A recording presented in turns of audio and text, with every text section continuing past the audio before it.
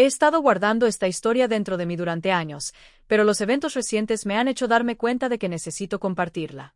Tal vez ayude a alguien más que esté pasando por algo similar. Es larga, así que la dividiré en partes. De pequeña, todo en mi vida giraba en torno a la reputación. Mis padres eran profesores en Riverside Prep, una de esas escuelas privadas prestigiosas a las que los políticos y los directores ejecutivos envían a sus hijos. Mamá enseñaba inglés app, papá era jefe del departamento de matemáticas, y su estatus en la escuela lo era todo para ellos. Cindy, recuerda quién eres, decía mamá cada vez que hacía algo mínimamente fuera de lugar. Eres hija de profesores. La gente siempre está observando. No puedo contar las veces que escuché esa frase mientras crecía. Era como un mantra en nuestra casa, junto con las notas perfectas no son un logro, son una expectativa, y tu comportamiento nos refleja a todos. Era su única hija, su pequeño proyecto perfecto.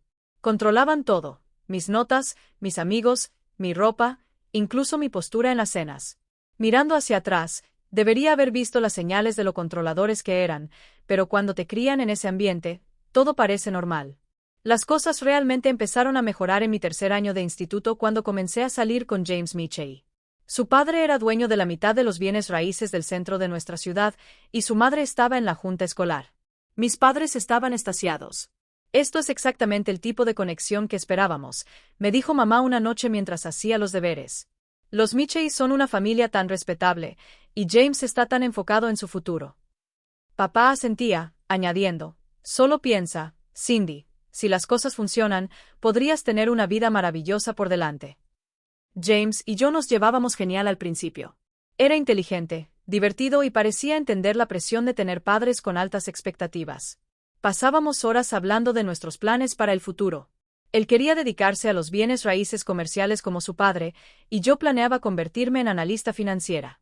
Podríamos ser una pareja de poder, decía, medio en broma pero no del todo. El magnate inmobiliario y su brillante esposa asesora financiera. A nuestros padres les encantaba reunirse para cenar, planeando nuestros futuros mientras nosotros asentíamos y sonreíamos. Todo era perfecto en la superficie, tal como ellos querían. Me gradué como la mejor de mi clase, fui aceptada en el prestigioso programa de negocios de Winston College y comencé mi primer año con James en la misma universidad. Nuestros padres no podrían haber estado más orgullosos. Habían logrado su objetivo. Su hija estaba en el camino hacia la vida perfecta que habían planeado. La vida universitaria empezó exactamente como estaba planeado. James y yo nos lanzamos de lleno a los estudios en Winston, y todo parecía encajar perfectamente. Mis profesores de análisis de negocios elogiaban mi trabajo, y mantenía ese promedio perfecto que mis padres esperaban. James y yo pasábamos la mayor parte de nuestro tiempo libre juntos, y nuestra relación se volvió más seria. A mediados del segundo año, nos volvimos íntimos. Se sintió como una progresión natural. Llevábamos saliendo casi 3 años en ese momento, y hablábamos de casarnos después de la graduación como si fuera algo inevitable. Tenía 19 años, estaba enamorada y pensaba que lo tenía todo resuelto. Entonces llegaron las náuseas matutinas. Al principio intenté convencerme de que era solo estrés o un virus estomacal, pero después de 2 semanas corriendo al baño entre clases, ya no podía negarlo.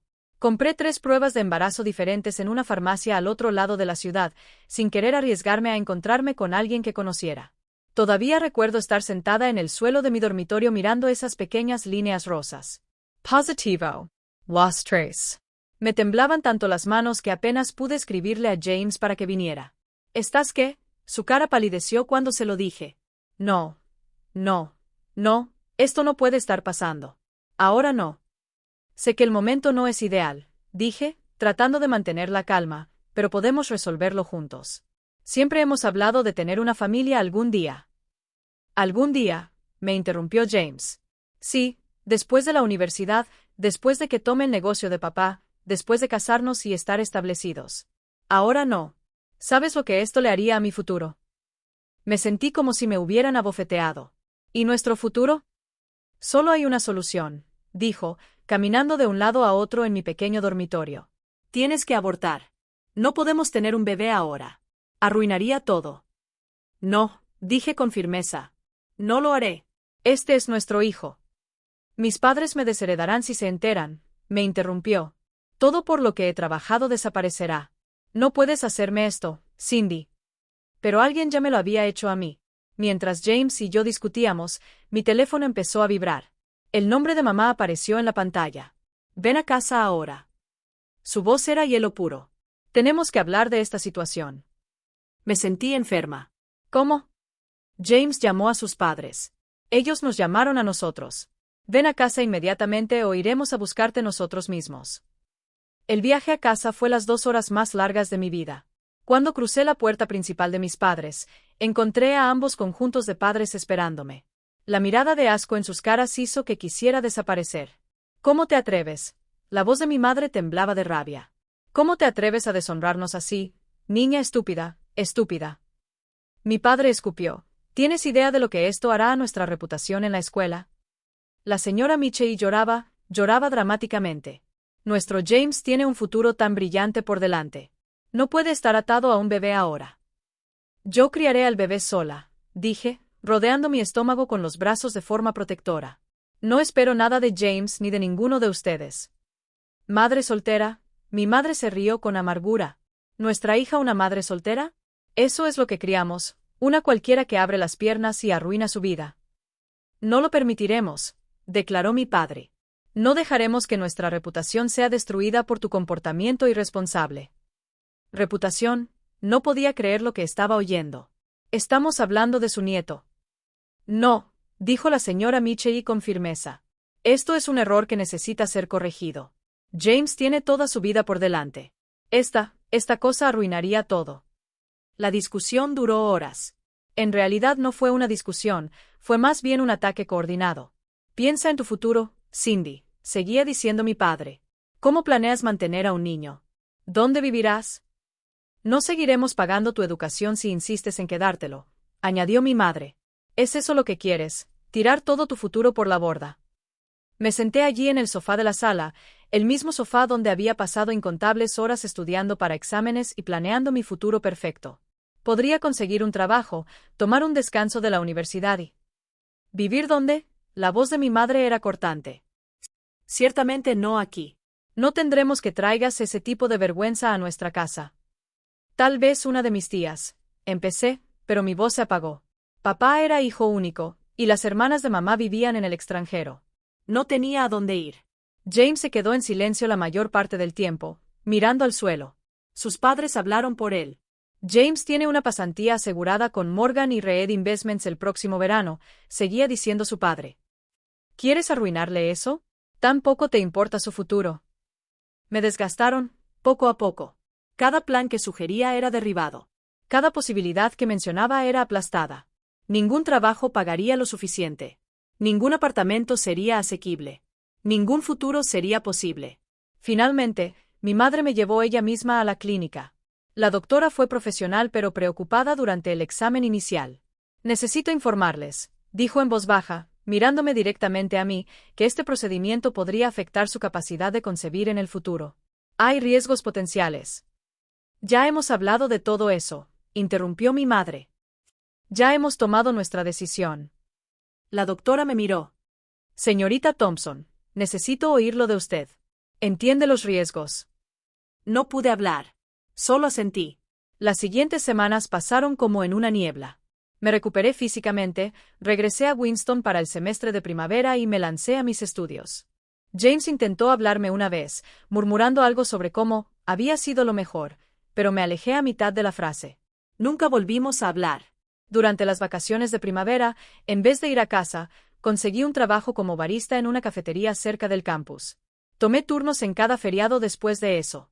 Mis padres no se opusieron, parecían aliviados de no tenerme cerca, siempre y cuando mantuviera mi promedio y no causara más problemas. Estamos contentos de que finalmente entraras en razón, dijo mi madre durante una de nuestras breves llamadas telefónicas. Todo salió para bien. Pero nada se sentía como lo mejor. Nada se sentía bien nunca más.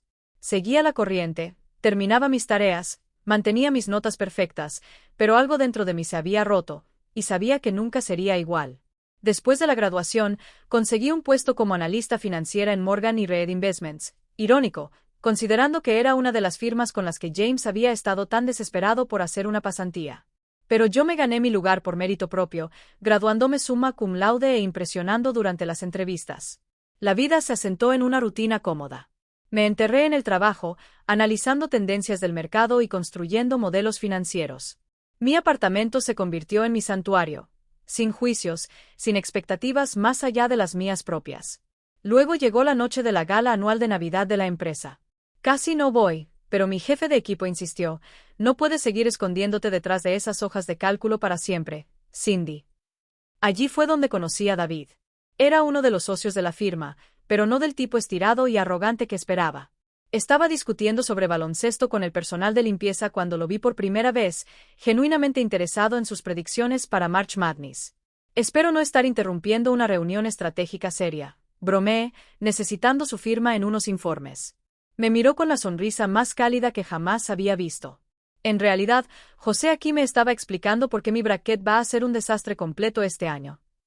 Empezamos a salir un mes después.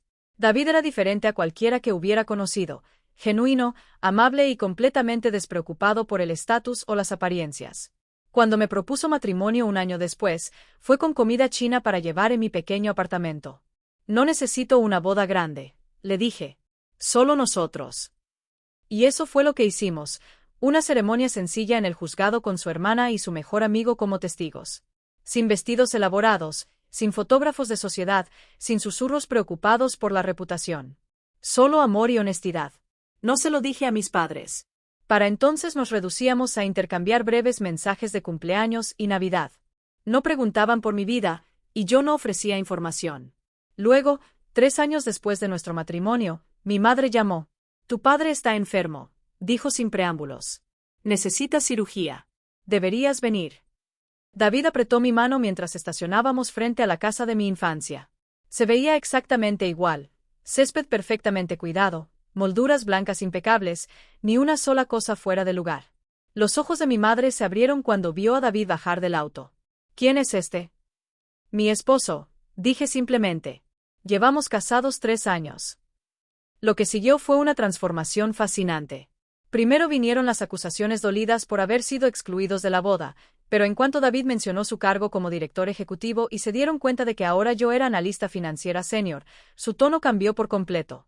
Oh, cariño, te hemos extrañado tanto. Se desbordó mi madre, como si los últimos años de silencio nunca hubieran ocurrido. Tienen que venir a visitarnos más seguido. Luego vino la verdadera razón de la llamada. Papá necesitaba una cirugía costosa, y su seguro no cubría todo. ¿Podría ayudar? Después de todo, ahora me iba tan bien.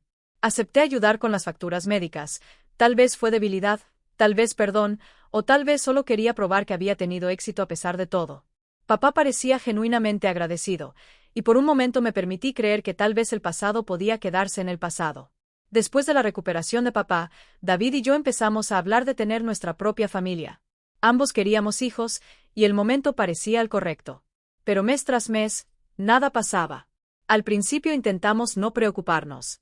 Estas cosas toman tiempo, decía David, manteniéndose positivo.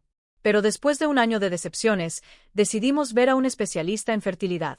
La doctora Martínez fue amable pero minuciosa. Hizo varias pruebas y tomó un historial médico detallado. Luego vino la pregunta que había estado temiendo. ¿Alguna vez ha tenido embarazos o interrupciones? Se me secó la garganta. David no sabía lo que había pasado en la universidad. Nunca había encontrado el momento adecuado para decírselo. Pero sentada allí en esa oficina estéril, la verdad tenía que salir. Sí, susurré. Un aborto cuando tenía 19 años. La doctora Martínez asintió profesionalmente, tomando notas. Después de revisar todos los resultados, dio la noticia que destrozó mi mundo. El procedimiento de interrupción que tuvo resultó en algunas complicaciones, explicó con suavidad. Combinado con el tejido cicatricial que se desarrolló después, me temo que sus posibilidades de concebir son prácticamente inexistentes. Sentí que la habitación giraba. Hace tantos años, la doctora de la clínica había advertido sobre riesgos, pero mi madre los había descartado. Ahora yo estaba pagando el precio por una decisión que nunca había sido realmente mía. Esa noche tuve que contarle todo a David. Nos sentamos en el porche trasero, el mismo lugar donde normalmente planeábamos nuestro futuro, y le confesé todo. El embarazo en la universidad, la reacción de mis padres, el aborto forzado. Lo siento mucho, sollocé. Debería habértelo dicho antes. Entiendo si esto cambia las cosas. David me atrajo a sus brazos, cortando mis palabras. Oye, Mírame, dijo suavemente. Nada podría cambiar lo que siento por ti. ¿Nada?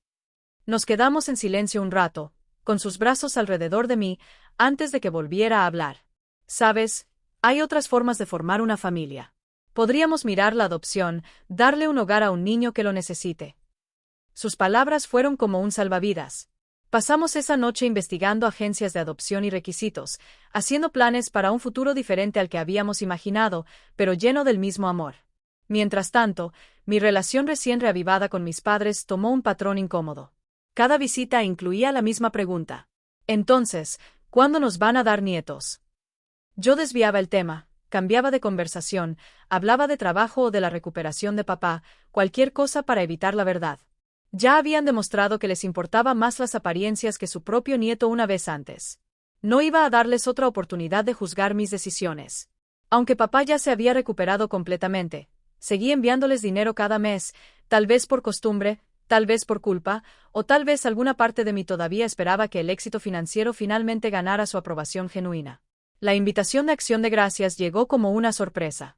Mis padres rara vez organizaban fiestas ya, diciendo que eran demasiado agotadoras, pero este año mi madre insistió.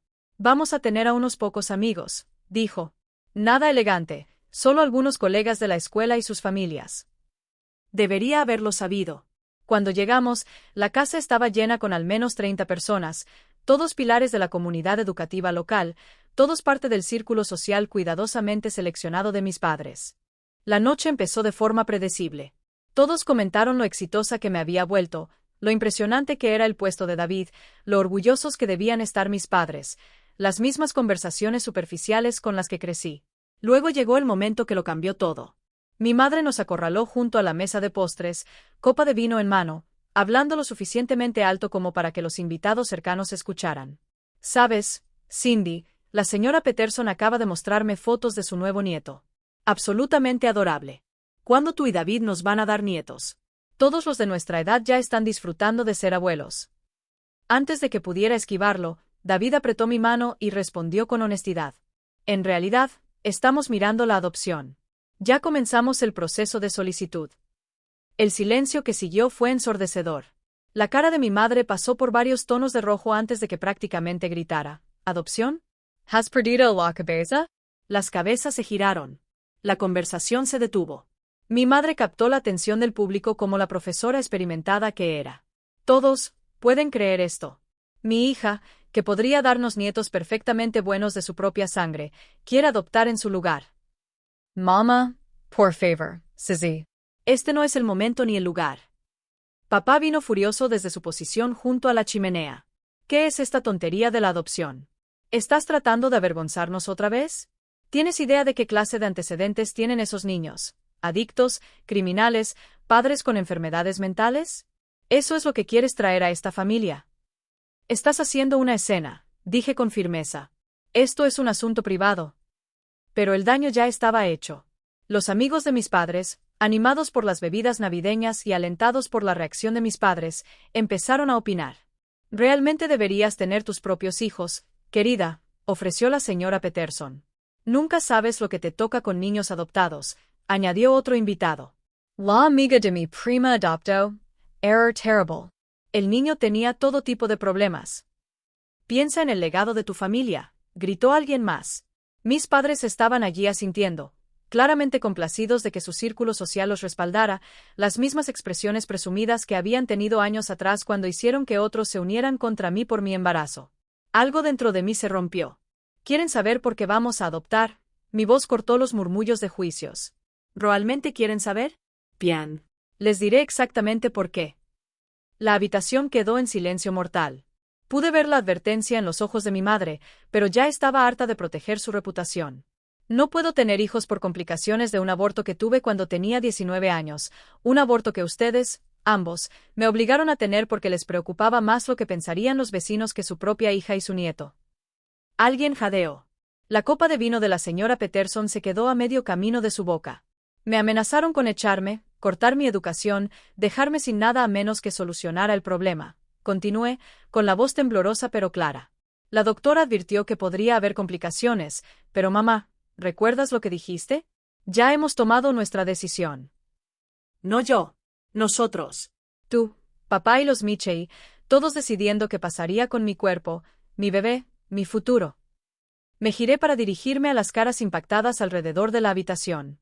Así que sí, vamos a adoptar, porque gracias a la desesperada necesidad de mis padres de mantener su preciada reputación, esa es mi única opción para tener una familia ahora. El silencio que siguió fue ensordecedor. Entonces mi madre hizo algo que debería haber esperado pero que aún me tomó desprevenida, pasó al ataque. ¿Cómo te atreves? Chilló. ¿Cómo te atreves a venir a mi casa y contar mentiras tan viles? Nina Desagradasara. Se giró hacia sus invitados, con las manos temblando. Está mintiendo. Siempre ha sido problemática, siempre tratando de culpar a otros por sus errores.